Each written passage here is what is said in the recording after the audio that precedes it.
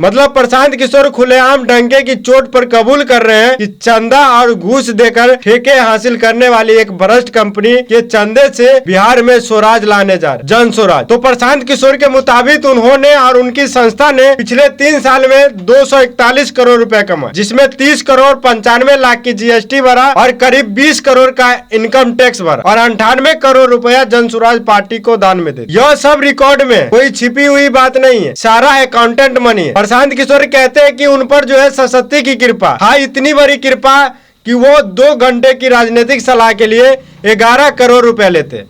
11 करोड़। प्रशांत किशोर ने खुद स्वीकार किया कि उन्होंने नवयुग कंस्ट्रक्शन नाम की कंपनी से 2 घंटा के सलाह के लिए 11 करोड़ रुपया ली। पीके ने कहा नवयुग कंस्ट्रक्शन कंपनी को एक प्रोडक्ट लॉन्च करना था, उसके लिए हमारी सलाह चाहिए। हमने कहा कि 11 करोड़ रुपया पार्टी को डोनेट करो तब हम सलाह देंगे। यह बिहार के लड़के की ताकत है, हम चोरी नहीं करते, यह सरस्वती की ताकत है। 2 घंटे के सलाह के लिए 11 करोड़। अब सवाल आता है कि अगर यह सरस्वती की कृपा के बदौलत है तो हम तो सिर्फ इतना ही कह सकते हैं कि ऐसी कृपा बिहार के हर पढ़े लिखे नौजवान पर बरसे। जो जानकारी सार्वजनिक है उसके मुताबिक प्रशांत किशोर ने इंजीनियरिंग की पढ़ाई की, पब्लिक हेल्थ में पोस्ट ग्रेजुएट की है और यूनाइटेड नेशन में कुछ काम किया। उसके बाद भारत आकर राजनीतिक सलाह देने लगे। हम सिर्फ इतना ही कह सकते हैं कि राजनीतिक डिग्री प्रशांत किशोर के पास है। जितना अनुभव प्रशांत किशोर के पास है उतना ही डिग्री और उतना ही अनुभव रखने वाले हर नौजवान को 2 घंटे के सलाह के लिए 11 करोड़ दिला दे। प्रशांत किशोर लेंगे गारंटी। अब जरा उस कंपनी के बारे में भी थोड़ा जान लीजिए जिसने प्रशांत किशोर को 2 घंटा सलाह के लिए 11 करोड़ रुपया दी। सारी जानकारी जो है सार्वजनिक है, आप जांच कर सकते। नवयुग कंस्ट्रक्शन कंपनी सड़क,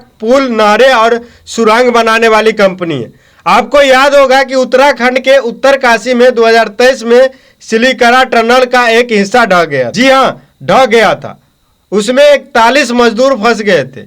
कई दिन का रेस्क्यू ऑपरेशन चला और उसके बाद मजदूरों को बाहर निकाला गया। सिलीकरा टनल बनाने वाली कंपनी यही नवयुग कंस्ट्रक्शन थी, जिसने 2 घंटा के 11 करोड़ रुपया प्रशांत किशोर को दी। और आपको जानकारी के लिए बता दें कि यह कंपनी बिहार में भी सड़क और पुल बनाती है। सितंबर 2024 में बिहार में बख्तियारपुर और ताजपुर को जोड़ने वाले निर्माणाधीन पुल जो है एक हिस्सा गिर गया। बख्तियारपुर और ताजपुर गंगा महासेतु बिहार के सीएम नीतीश कुमार का ड्रीम प्रोजेक्ट, इसको भी नवयुग कंस्ट्रक्शन बना रहे। 100 करोड़ से ज्यादा का प्रोजेक्ट था। और सुनिए, नवयुग कंस्ट्रक्शन वही कंपनी है जिसने बीजेपी को 55 करोड़ रुपया इलेक्ट्रॉन बॉन्ड दान में दिए। इसका खुलासा चुनाव आयोग के दस्तावेज से हुआ, वरना ये कभी नहीं हो पाता। इस कंपनी ने 2019 से लेकर अक्टूबर 2022 के बीच मोदी जी और उनके पार्टी को 55 करोड़ रुपया दी। और ये सारी जानकारी जो है सार्वजनिक है, आप देख सकते हैं। 2 घंटे की सलाह के लिए 11 करोड़ यूं ही नहीं दिए जाते। जनाब, न हम इतने मासूम है और न बिहार की जनता मासूम। मतलब प्रशांत किशोर खुलेआम डंके की चोट पर कबूल कर रहे हैं कि चंदा और घूस देकर ठेके हासिल करने वाली एक भ्रष्ट कंपनी के चंदे से बिहार में स्वराज लाने जा रहे, जन स्वराज। ये बिहार के लड़के की ताकत है, यह सरस्वती की ताकत है। हम लोग चोरी नहीं करते, नवयुग से घूस नहीं लेते।